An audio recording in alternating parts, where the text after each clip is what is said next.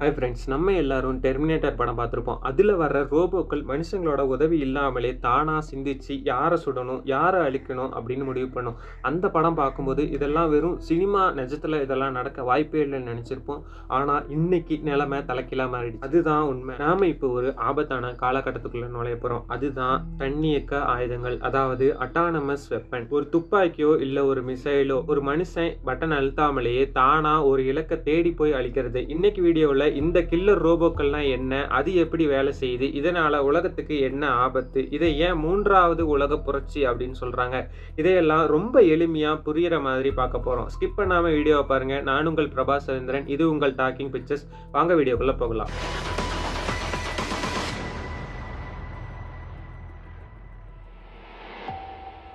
முதல்ல அட்டானமஸ் வெப்பன்னா என்னன்னு தெளிவாக புரிஞ்சுப்போம். இப்போ நம்ம பயன்படுத்துகிற ஒரு சாதாரண ஒரு ட்ரோனை எடுத்துக்கோங்க.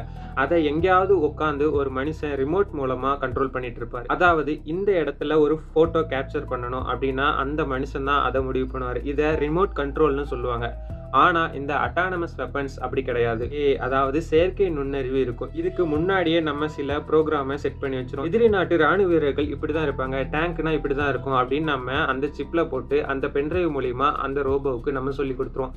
அதுக்கப்புறம் அந்த ஆயுதத்தை போர்க்களத்தில் இறக்கிட்டா அதுவே கேமரா மூலமாக தேடும். எதிரி சிக்கிட்டான்னா யாரோட அனுமதியும் கேட்காம அதுவே அட்டாக் பண்ணிடும். சுருக்கமாக சொல்லணும்னா இங்கே கொலை செய்கிற அந்த முடிவை ஒரு மிஷின் எடுக்குது. ஒரு மனுஷன் பட்டன் அழுத்துறது இல்லை. இதில் 3 முக்கியமான விஷயம் இருக்கு. அதாவது human in the loop, human on the loop, human out of the loop அப்படிங்கிற 3 விஷயத்தை பற்றி இப்போ நம்ம பார்க்க போகிறோம். முதல் நிலையா இருக்கிறது ஹியூமன் இன் த லூப். இதில் மிஷின் இலக்க தேடும். ஆனால் சுடுறதுக்கு முன்னாடி மனுஷங்க கிட்ட பர்மிஷன் கேட்கும். மனுஷன் எஸ் அப்படின்னு சொன்னாதான் இந்த ஹியூமன் இன் த லூப் ஆனது வேலை செஞ்சு ஒரு இலக்க போய் அட்டாக் பண்ணும்.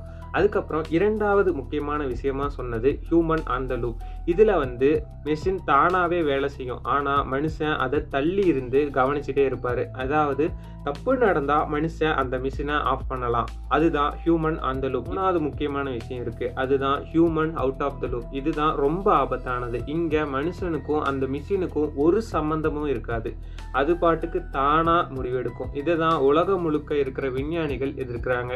சரி, ஓகே, இதனால என்ன பயன் அப்படின்னு கேட்டிங்கன்னா, இராணுவ வீரர்கள் உயிர் பாதுகாப்பு இருக்கும். ஒரு போர் நடக்குதுன்னா அங்கே மனுஷங்களுக்கு பதிலாக ரோபோக்களை அனுப்பினா மட்டும் போதும். நம்ம நாட்டு இராணுவ வீரர்களோட உயிரை காப்பாற்றலாம். இதோட வேகம் அப்புறம் துல்லியம் முக்கியமாக பார்க்கப்படுது. மனுஷங்க ஒரு போர்க்களத்தில் பயப்படுவாங்க, பதட்டப்படுவாங்க. ஆனால் மிஷினுக்கு பயம் கிடையாது.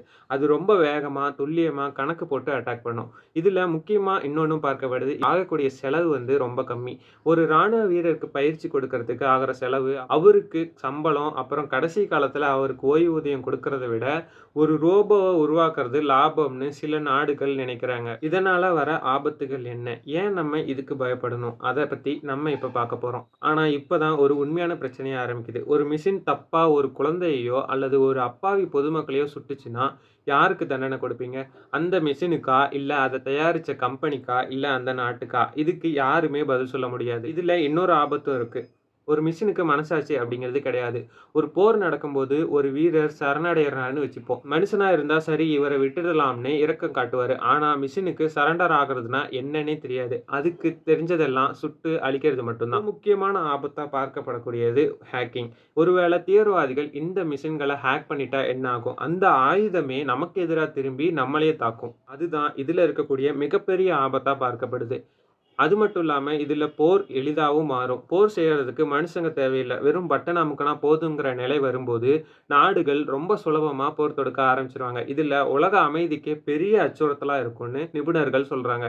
பெர்ஸ்பெக்டிவும் இந்தியாவும் என்ன சொல்கிறாங்கன்னு பார்ப்போம். உலக நாடுகள் என்ன சொல்கிறாங்கன்னா, அமெரிக்கா, சீனா, ரஷ்யா போன்ற நாடுகள் இந்த தொழில்நுட்பத்தில் பயங்கரமாக முதலீடு செஞ்சுட்டு வராங்க.